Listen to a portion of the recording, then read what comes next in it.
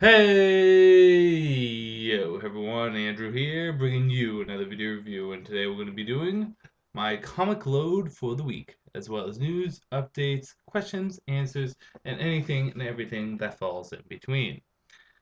Now, this is the last week of the month, and actually the fifth week of the month, so we get annuals this month. So it's going to be mostly DC annuals with a bit of Forever Evil sprinkled on top, and a nice base coating of TMNT, Teenage Mutant Ninja Turtles. So we might as well jump into it. Got some news and stuff to talk about too, also this week, and then we'll do our questions and answers and the Andrewcutter Battle Royale showdown of death thingy majiggy, whatever I'm going to completely call it. Anyways, let's start things off where we always start off with just a little bit of Batman in our life with Nightwing annual issue number one. This is the first annual for Nightwing. That's why I said issue number one. And it is a Batgirl Nightwing kind of tie-in to especially what's going on with Batgirl Wanted. And basically, in this, Batgirl and Nightwing, or Barbara and Dick, are kind of just talking to each other, and their past gets brought up, and what's going on in their lives, and it actually talks very well and ties in very well what's going on in both books. Barbara Gordon being wanted, and everyone thinking that Batgirl killed James Gordon Jr., her brother, and Nightwing dealing with Chicago and Tony Zuko.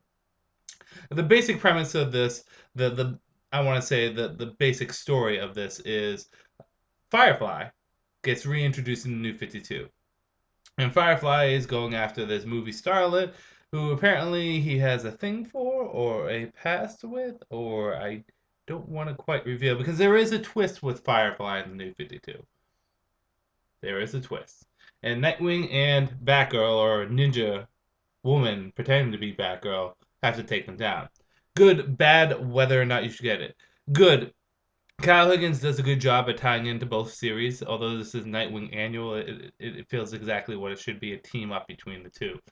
Uh, Good voice for Barbara Gordon in this, and I do like the relationship stuff that they talk about at the end, and really where they stand in the relationship, because with Barbara and Dick in the New 52, we don't know where they stand at all. I mean, were they together? Did they, get engaged? I mean, what exactly went on? Because pre New 52, God, they hit like every single relationship status you could on Facebook. You might as well put them all down because that's what it was.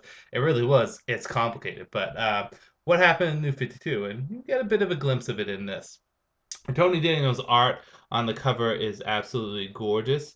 It really is a cool cover. But the interior art is pretty good too. There's only a few sections that aren't really that appealing, but other than that, it's for the most part very good. Action scenes are very nice, and I do like the design for Firefly's costume in the New 52. Is it the best Firefly costume? No, but it is unique, and I will give it credit for that, and I did enjoy that. Bad, on the cover, we see Dick as Robin right there, and Barbara as her year one Batgirl costume, and I really would have liked to see the two of them in the past interacting more as Robin and Batgirl because, well, for one thing, I don't feel as though there's enough in the New 52 in Batman's past, particularly with the original Robin Dick Grayson and what went on with Batgirl. And I'm always curious to see what happened during that time period. How long was Robin Dick? No, how long was Dick Robin? What exactly was the team up between him and Batman like? Certain questions like that. Plus, I love Dick Grayson's new Robin costume. Felt as though there was very little of that in this. So that was kind of disappointing. And Firefly does get a change, a twist, and I'm not sure how I feel about the twist at the end. You're just going to have to read for yourself. On the whole, though, this was a very enjoyable issue. I think the sum of the parts definitely were better than the bulk of the read, but I will give this a 3.5 out of 5. Moving on to Damien, Son of the Bat, issue number 1 of 4. Now, this is for the most part, Elseworlds story set in the pre-New 52 DC universe. And what would happen if that dark prophecy came true? If Batman died and Damien sold his soul to Dr. Hurd, kind of shit that Grant Morrison kind of set up. And just like that. Spoiler alert, Batman dies. And Damien, grief stricken, wants to go out and avenge his father. There you go. Good, bad, whether or not you should get it. Good, the art was good, and I think the translation of the dialogue and the art together was handled very well. Andy Kubert does both the art and writing in this, so he does a good job at translating the two. The dialogue, if I didn't already say it, was really nice. And I felt as though Damien felt very natural and in character in this. Bad, Batman's death was a little. It's not what I thought the dark prophecy of Batman's death was supposed to be. And how it happened. You think Batman would have been a little bit more cautious and knowledgeable, or something would have. Read it, you'll see. Batman's death, I didn't care about. It's not that he died; it's just how he died. Besides that, it's a good comic. 4 out of 5. If you like Damien, pick it up. If you're not a big Damien fan, you could probably pass on it. It is an Elseworlds story, so it's not tied into continuity at all. Damien's not coming back. At least not through this. Swamp Thing annual issue number 2. So this is continuing the story that we've been getting with Swamp Thing of him versus the Cedar, and the two of them fighting for the mantle of the champion of the green, or the avatar of the green. Then this Swamp Thing goes to meet with 2 previous avatars to learn from them. One of which is the Lady of the Weeds, and I forget, not that I forget, I'm not going to say what the second one was because it's a little bit of a twist. Uh, and basically, he learns techniques or lessons that he did not learn beforehand. Good, bad, whether or not you should get it. Good. I really liked the art design in this. I really did like the green in this. Like, simply a whole house made out of plant life. The characters were interesting. The dialogue was good, and I really did like Swamp Thing. Swamp Thing's lesson with the Lady of the Weeds. Bad. I think the major bad I had with this was the second avatar that he went up with. Not necessarily who it was or what they represented, but how little was actually done with it and how little was actually learned from it. I know a big revelation or big thing about what was inside the heart of Swamp Thing was learned here, but it wasn't enough for me. On a whole, though, I did enjoy this. 4.5 out of 5. Pick it up. Um, Forever Evil, and excuse me, I had an itch in the back. Forever Evil's last tie-in, Argus. Yes, Forever Evil Argus. And that's all it is. And it is exactly how it sounds. It is the Argus team. Stephen Trevor somehow survived what happened with the New 52 introduction of the Crime Syndicate. And we find out exactly. Madame Xandu puffed him out. Poof! Now, Madame Xandu, if you could do that with Steve Trevor, or it wasn't Madame Xandu, it was Zatanna, but Madame Xandu said Zatanna, like a Pokemon trainer telling a Pokemon, Zatanna, I choose you. Zatanna, use teleport attack on this separate creature. Anyways, he gets puffed out, which makes me wonder why didn't Zatanna just puff everyone out? Oh shit, something just got real. I'm gonna puff Batman, Superman, and Wonder Woman out and see what would happen with that. So yeah, Stephen Trevor puffs out, and basically he wakes up, and Argus is, for the most part, destroyed. We get a bit of a backstory with Stephen Trevor, his first meeting with Wonder Woman, how he's asked to create Argus, so on and so forth. So we do get that backstory, but at the same time, he's finding what's left of the Argus team, and he's kind of putting them together and to save the president and the White House from the secret society. Mainly the big one is Deathstroke. Deathstroke versus Stephen Trevor in this. So that does happen, although Copperhead makes an appearance too. Good, bad, whether or not you should get it. Stephen Trevor is a badass. Plain, flat, and simple. He is a badass. New 52 did Stephen Trevor really well. Really, really well.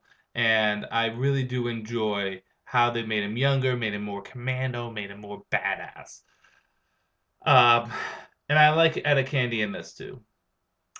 What else did I like? I liked the art. I liked the the flashbacks, and I also liked that it was, setting up the second issue so well.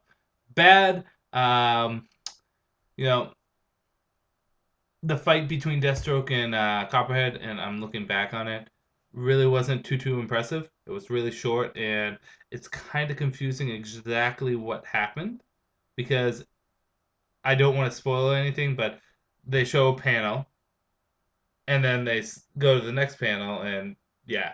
But there is a huge twist at the end that is really nice that involves Dr. Light. I will give you a little bit to hook on to. Good, whether or not you should get it, despite the fact that that was a bad in it, it wasn't enough. This is a 5 out of 5. I really enjoyed this read, which is funny because out of the tie-ins, I thought this was going to be the one that I was going to go meh to, which is funny because the one that I was excited for the most, Arkham Wars, was the one that I went meh to. So 5 out of 5. I want them to make a Stephen Trevor comic. I know it wouldn't last if they did it, but Stephen Trevor is just a badass. Keep him around. Pick it up. Moving on to TMNT issue number 27 and TMNT micro series villains issue number 7. So this is the micro series. This is the number 27. Yeah, wow, we're on 27 already. City Fall Part God Only Knows What. Don't get me wrong, I'm loving City Fall, but I forget what part we're on. Basically, in this, it's all out assault on Shredder, his little secret meeting that he has to save Leo. Plain, flat, and simple, with a nice twist at the end, which ties a bit into the micro series. Good, bad, whether or not you should get it.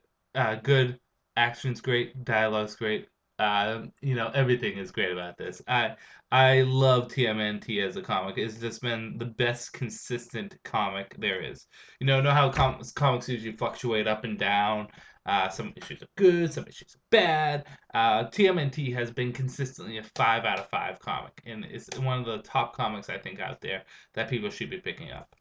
In saying that, the Bebop and Rocksteady issue was also a 5 out of 5.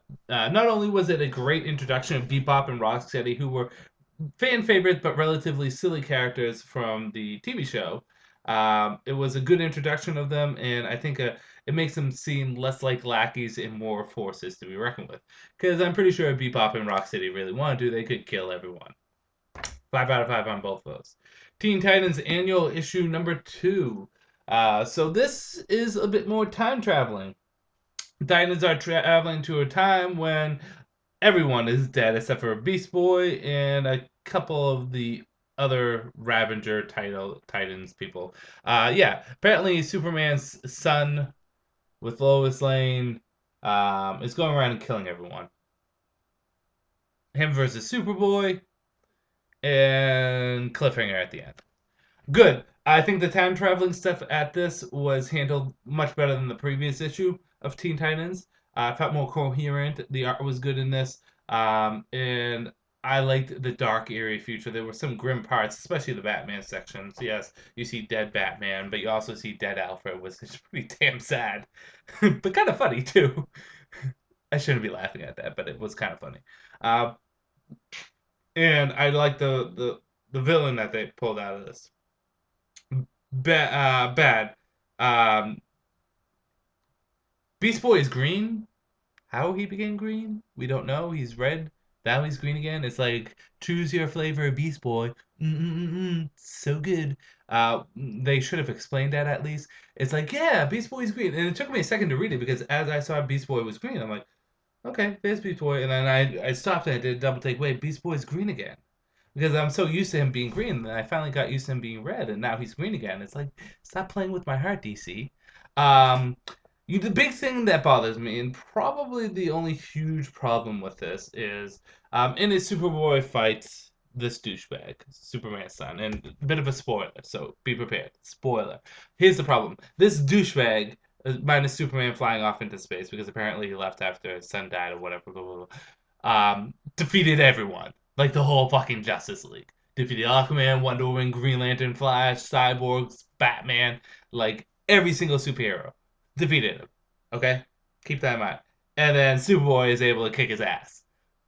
Don't get me wrong, but Superboy is not that powerful. Nor is this kid. There's no possible way for me to logically think that this kid would be able to take down the whole freaking Justice League.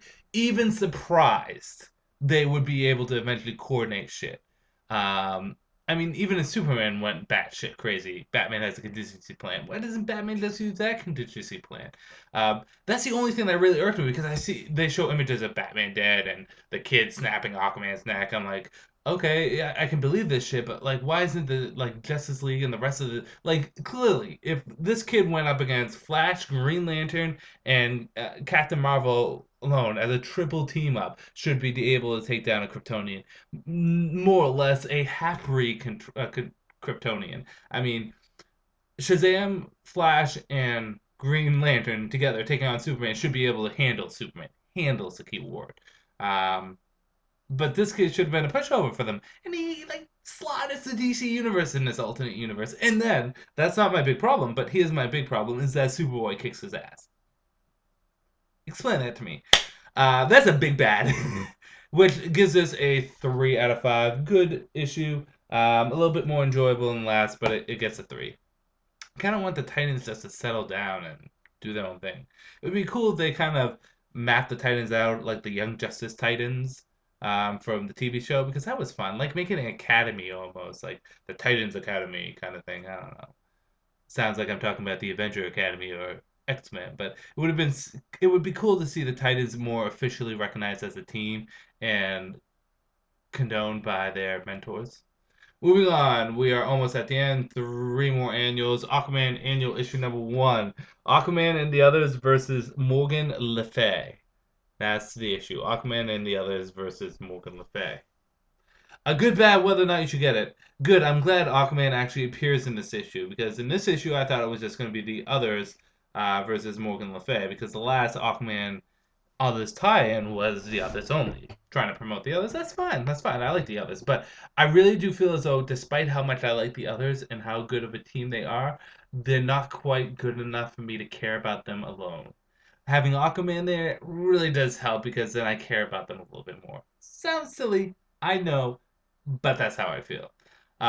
Next thing about this issue that I thought was good, and that's a good thing that Aquaman was put in it. The fact that they're using Morgan Le Fay, who's a really cool character that just showed up once in Demon Knights, which really should have been like the main bad guy at Demon Knights, but I'm not gonna argue. Demon Knights had some pretty good bad guys. Really has been underutilized in the DC universe. Cool in there. The dialogue was good, and nice action at the end. Bad. Morgan Le Fay is kind of beat easily at the end. I'm a little surprised. Nothing against Aquaman, but like even if like Wonder Woman took on Morgan Le Fay, I think Morgan Le Fay would give her a little bit more challenge. Granted, it was like a 4-on-1 still. Also, Morgan Le Fay tries to tempt them in there, and they like literally dedicate 2 panels to this, and it's obvious that you're not the real person that's trying to seduce these people, if that makes sense. Morgan Le Fay is trying to trick people, and it's pretty obvious that she's not actually tricking them. On the whole, I did enjoy this more than I thought I was going to, because again, I didn't think Aquaman was actually going to be in it. I know it's his title, but 4 out of 5.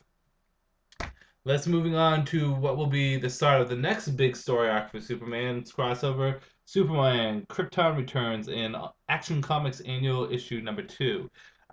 Basically, where we left off from War, Superman is dragged into space by something. Finds a temporal anomaly, goes into the temporal anomaly. The Oracle, that big dude, shows up and basically tells him, Supergirl, and Superboy that they need to go stop Hell, because Hell is causing infinite kryptonites Kryptons to appear, because he keeps on going back in time and altering the timeline, which is causing branches, splits in the timeline. While this is going on, Superman and Supergirl and Superboy have to team up with the most unlikely of allies, and well, let's just say shit gets real. Good, bad, whether or not you should get it. Good. Kenneth Rocafort's art is gorgeous. I really do love it, and it helped out this comic a lot. The concept of the story, it feels natural and a good transition from the last story into this one, as well as it feels natural from the Hell on Earth story arc and Hell's Villain Month story. So I do like that. I like that this is a Superman family spanning comic, because I do feel as though in the New 52, the Superman stories have been better when they span the whole entire family than when they have not. So I think that's a good thing too. And it seems like a logical and sound issue. Bad? Nothing really. I like this a lot more than I thought was going to. This is a 5 out of 5, and you know what I like about this is, say what you want. This with Superman New 52, some of the Scott Lobdell stuff that he's been doing has been really good. Hell on Earth was a fun story arc, and then War at the end, reading it all together, was a fun story arc, and now we're going into another story. I do like the fact that he does the crossover stories, and I think that's where he's the strongest, is when he crosses over the Superman family and brings that continuity of them all being together. So I did like that. So 5 out of 5, really good issue. Next is, and last, is Green Lantern Annual Issue number 2, The End of Lights Out. And it's just that, the conclusion to Lights Out. All the Lanterns versus Relic, a sacrifice at the end, startling revelations revealed, and exactly where the Green Lantern Corps will go from here. Good, bad, whether or not you should get it. Good is the art was good. I felt as though, for the most part, the dialogue was nice, and I did like the conclusion at the end. I also think there were some pretty funny moments, and the fight between Relic at the end was pretty badass. I especially like Guy Gardner being the badass he is. Um, Bad. There is a sacrifice at the end of this, which really doesn't mean anything. You'll see why. Um, but it's played off very well. And in addition to that, I felt as though this could have been one more issue long. Relic was a cool villain, and there was a lot of build up for him, but I just felt as though one more issue would have been good. Just one more. So that's another thing that I want to point out. I did enjoy this, and I felt as though it was a good story arc ending. 4.5 out of 5. On to my Andrewcutter picks of the week. Goes to Yon.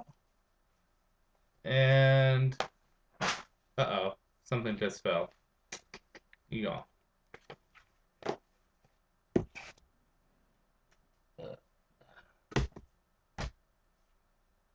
So number one goes. So my number 3 pick is Forever Evil Argus. Like I said, it was a fun story dealing with Stephen Trevor, and Stephen Trevor is a badass. Pick it up. It's going to be a good tie. And it's 1 of 6, so it's going to be a nice long one. Number 2 goes to Action Comics in your number 2. As I said, crossover stories with Superman has been a strong point in the New 52, and this has been a strong story, which deals with time travel, which I usually don't like time travel stories. Handled well. And lastly, it goes to TMNT issue number 27, because it's TMNT and it has been awesome thus far. I'm going to pause the video for a moment, but I'll be right back and we'll jump into the next section of this. I am back. So, a few things to show you guys. As you can see, as you notice, I am wearing a Zelda t-shirt. I always do wear a Zelda t-shirt. This is a special t-shirt. This is the Zelda Symphony of the Goddess t-shirt, which I got while going to Zelda Symphony of the Goddess. My wife, the beautiful, wonderful woman she is, got me tickets to go, and she went with me, and it was fantastic. Not only did I get the shirt, but I got this kick-ass poster, which I'm still not sure what I'm going to do with it. Like, if I'm going to frame it, or if I'm going to just hang up as is. But yeah, it was awesome. If you're a Zelda fan, you have to go to this. It's that simple. You have to go to the Symphony of the Goddess. It's so worth your money. It's so worth going. A few other things I just want to point out, as always, before we get into the Andrewcutter Battle Royale of this week. If you want to follow me on Twitter, down there I talk a lot, I post a lot. I know I hate people that always plug their Facebook and Twitter accounts, but unfortunately I'm going to have to. Twitter's down there along as Facebook. It's my personal Facebook. It's not one I made up for this page, so if you want to follow me on Facebook, down there. As well as the website, Comically Speaking, the comic store that I go to personally in North Reading, Massachusetts. The best comic store I've ever been to, and you know that this is a legitimate plug because he gives me nothing to do this. I do it on my own. Actually, Patrick, the owner, didn't even know I keep my stuff down there, the link down there. So go to Comically Speaking. One of you commented last week that the employees seemed a little off. New employees are going to be coming in 2014. He's doing some renovations. He bought the whole building, so he's going to be changing it up, doing some cool stuff. So 2014 is going to be a great year for Comically Speaking, but I do recommend, if you're in the Massachusetts area, to check it out. It's the best comic store I've ever been to, and I've been to a lot. So got those out of the way, and itching my eye with the crappy contact in there. Let's go on to the Andrewcutter Battle Royale of the week. For those of you that don't know what this is basically I sit down, take 2 fictional characters, pit them against each other, and basically give my opinion on who would win in a fight. I do a percentile. I kind of say this person would win 25% of the time, where this one would win 75% of the time. In addition to that, I analyze their skills, powers, and abilities. And you guys, if you want to see a battle royale, you guys can put it down there in the comments. It's just mostly me talking. It's not death battles, not like that. Although death battles are fun, they should come out with the next one soon. But it is more or less just me talking about and announcing who would win into a fight because I always like these. They're fun. They're silly, but they're fun. And this one was suggested by Juan Lustanu, and I hope I said your name right. I'm sorry if I did not. His battle royale is between Thor, the God of Thunder from Marvel, and Shazam, the mighty superhuman from DC Comics. This was a tough one, Han. You got me on a good one because I've been going back and forth on who I think should win this fight. So let's just do the analysis and then pick who would be the winner in a battle royale between these two. Let's start things off with Shazam. Shazam, Billy Batson, the man, the myth, the legend.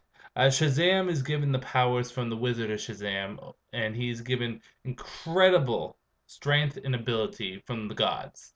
Basically, he's super strong, super fast, highly durable to Superman levels. Like, he can take a freaking beating and keep on kicking ass and taking names from that. He can literally move moons if he had to. He's that strong. An incredibly powerful individual. He also has the ability to weave and control various different spells and to manipulate his own magical energy in various different ways, transferring it to other people, moving it to various different areas. Shazam just has a great power over his own power, which is an important thing to have. In addition to that, the blessing or the power of the Wizard Shazam gives him increased intelligence and wisdom, the Wisdom Song. So it does give him some much needed skill that he does lack because the biggest and most important weakness of Shazam is he has no experience. He as great as a hero he is, he's a kid. He doesn't have any experience. He's not battle hardened. He's not battle worn. Um, Plain, flat, and simple.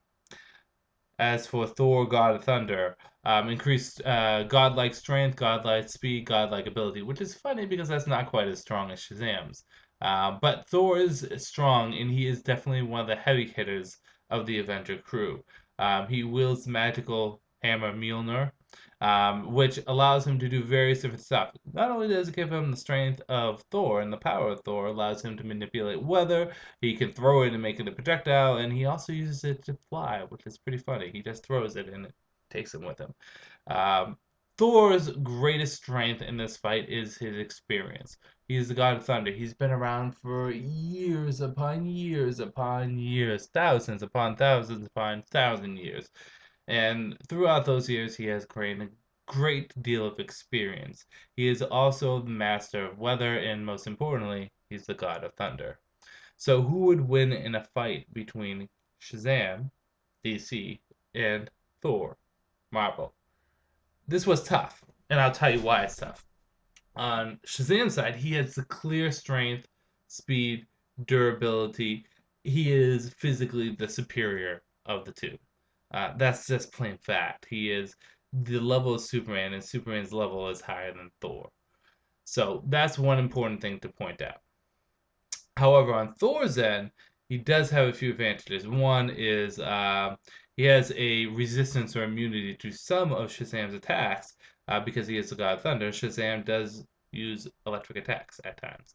But most importantly, as I pointed out, his experience. His experience really does pay off because Thor could probably go up against many different enemies and different villains and things that outclass him and still be able to take them on head on because he has that skill that he's accumulated throughout the years. For the first time, even though it's only been three battle royales, I'm gonna have to say this is a tie. The two of them pitting against each other would be a little too much. But if I had to pick a winner, I'm not going to do ties. I'm just going to say that. If I had to pick a winner, it would probably be Thor.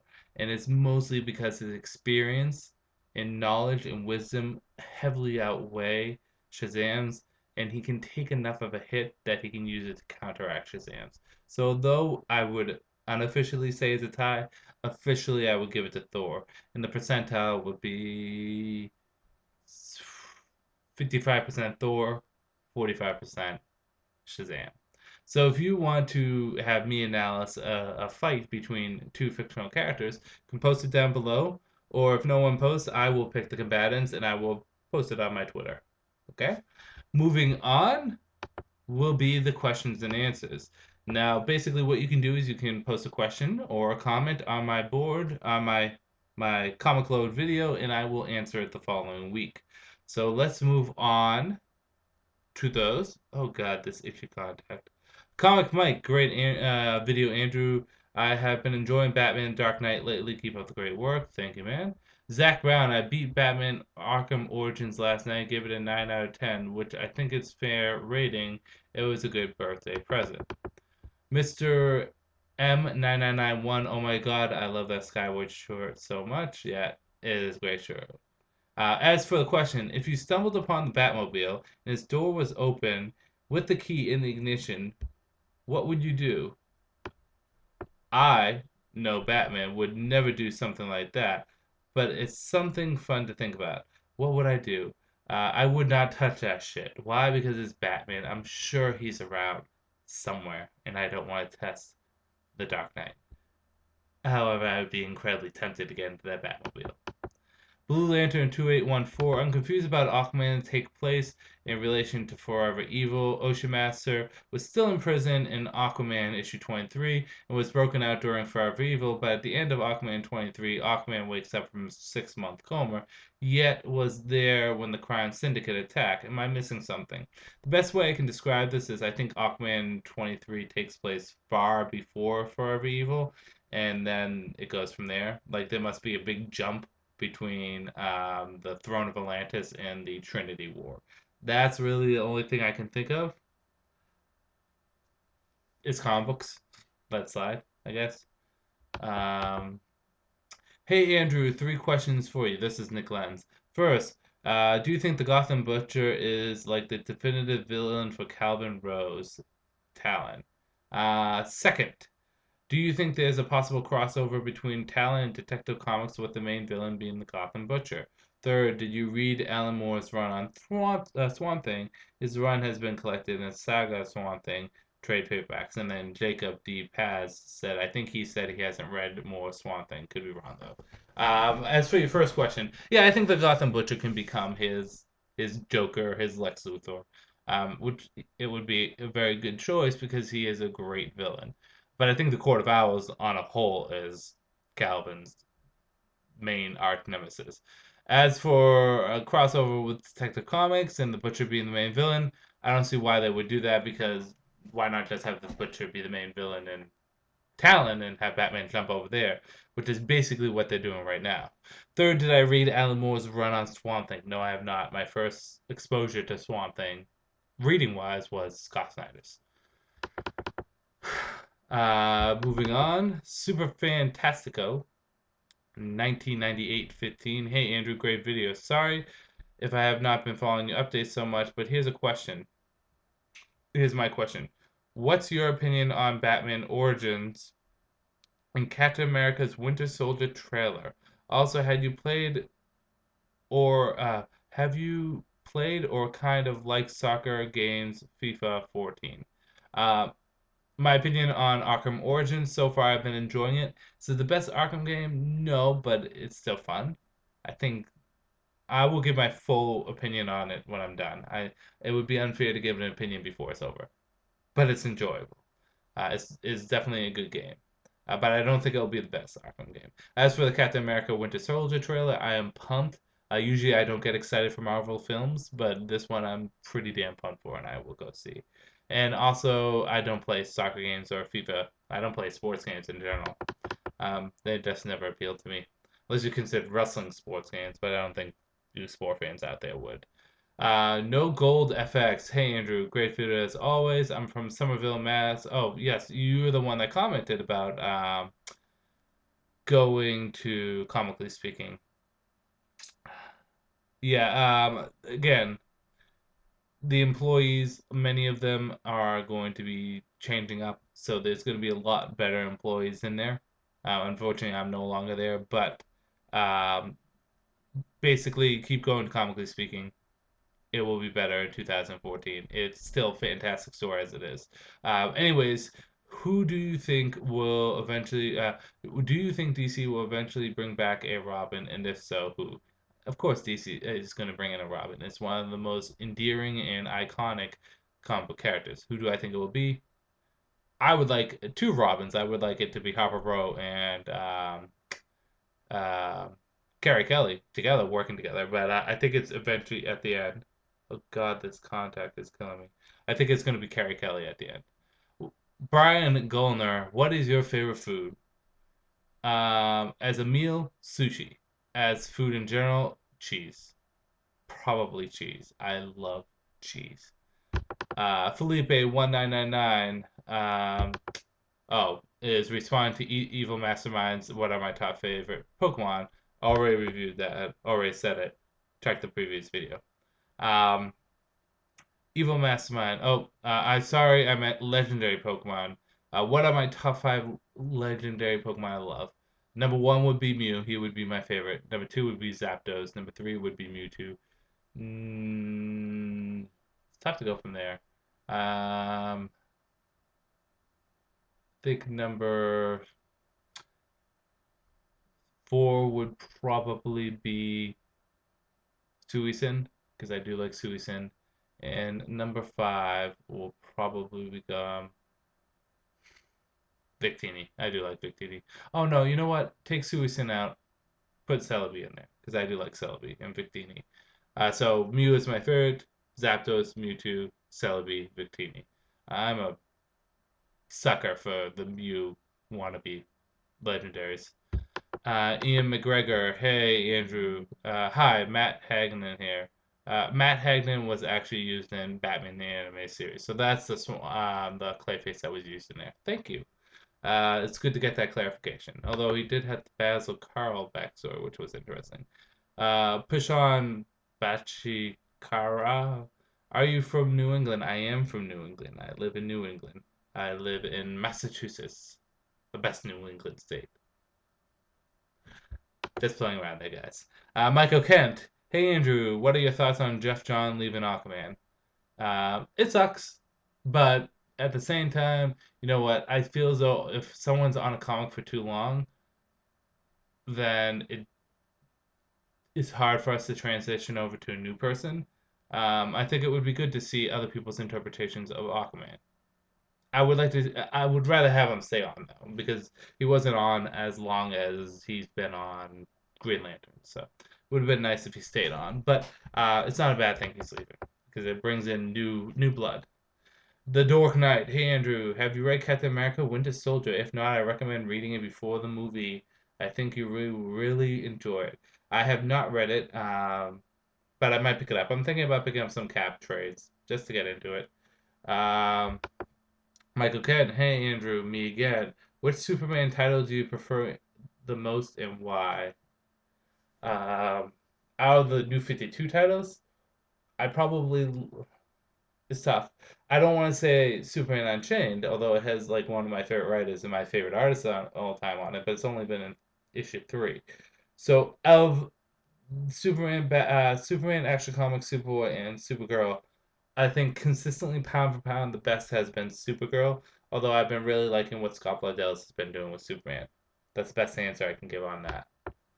Uh, Mario Baldio. I feel a lunch on my lips. Hey Andrew, great review as always. Here's my question for the week. One, who is faster, Superman or the Flash? Flash is always faster than Superman. I mean, running and flying. Flash is still faster than Superman. Two, what are some good Deathstroke stories? I need to send you the digital copies for Guardian of the Galaxy 6 and 7. Remember, if you want to pronounce my last name, it's Bad Il O. Sorry, Bad Il O. And as always, keep up the good work. As for the Guardian of the Galaxy stuff, I have not read 1, 2, 3. I know I feel so bad because you sent them to me, but I've been so busy. I'm gonna try to download them maybe this week. As for good Deathstroke stories, any of the new Teen Titans stuff is good. George Perez's new Teen Titans stuff, so I would say get that stuff collected, which is the archive stuff, archive new Teen Titans. Terra Incognito, Judas Contract are good Deathstroke stories too. And even well, I didn't really care for him on Jeff Johns' run. I think he became too crazy in that, but I would recommend the new Teen Titans material. Eric Simmons, hey Andrew, can you show us your 3 favorite action figures? Actually, I'm going to be doing a list of my favorite action figures of all time. You're gonna just have to wait on that. Soul Drum 86, Andrew, hey Andrew, simple question: are you excited for Justice League War anime movie based on Jeff John Jim Lee's New 52 Justice League? Um, is based off of the Origins arc, which is one of my favorite Justice League stories. I really do like Justice League Origins. I know some people don't care for it as an origin. I just think it works so well. I am excited for it. I think Superman looks stupid in it. It doesn't look like Jim Lee's art, but for the most part, I am excited for it. They did switch out Aquaman for Shazam, but my friend said that's because Aquaman's getting his own movie. Diablo0034. Hey Andrew, here's my question for you. How do you feel about DC deciding to kill off the current New 52 version of Superboy? Died. And the new Superboy becoming Jonathan Kent, Superman Lois's Lane's son from the future. I don't think they're doing that. If they do that, I think it's stupid. But I don't think they're doing that. Uh, Not based off what happened in the annual. Soul Drum 86 also asks, hey Andrew, how do you feel about DC making Justice League Earth 1? Maybe has some solo stories for all the JL characters to lead them into Justice League Earth 1 graphic novel. If they ever did this, what Justice League members would you want them to do? I think they should do Justice League Earth 1 a comic, and I think they should do it just like you said.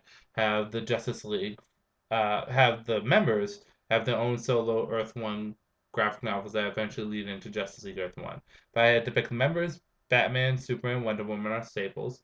Um, let's mix it up. Let's say Green Lantern, Hawkman, Green Arrow,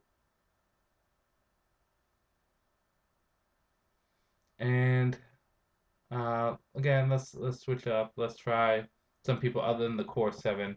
Last one is let's do Shazam. Let's do Shazam. Yeah, let's do Shazam.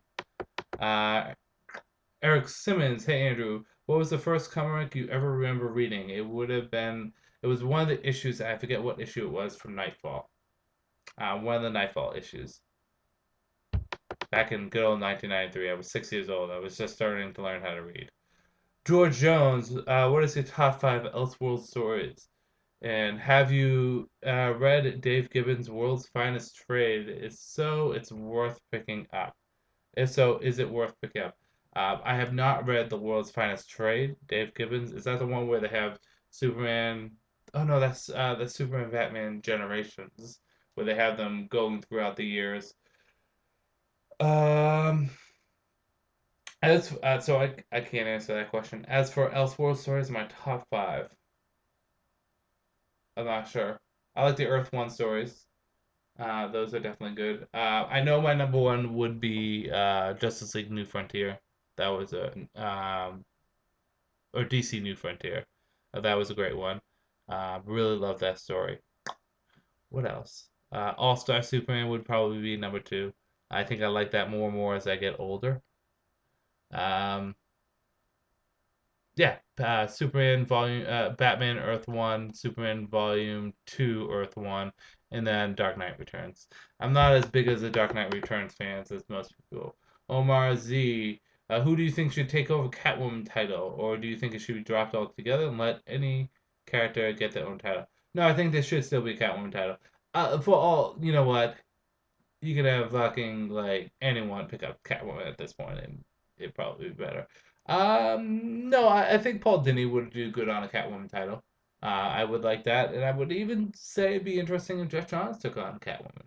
That would be interesting. But Paul Dini is my number one pick. Have you seen The Dark Knight? Have you seen Justice League War? If so, if you have, what are your thoughts? Also, what are your thoughts on replacing Aquaman for Shazam? Kind of gave that. I'm whatever on the Aquaman Shazam thing.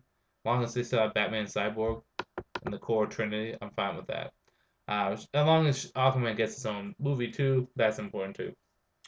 Tom Polak, hey Andrew, if you had beaten Arkham Origins yet, what did you think of the after credit end scene? And do you think it opens up a chance for a character to get their own solo game?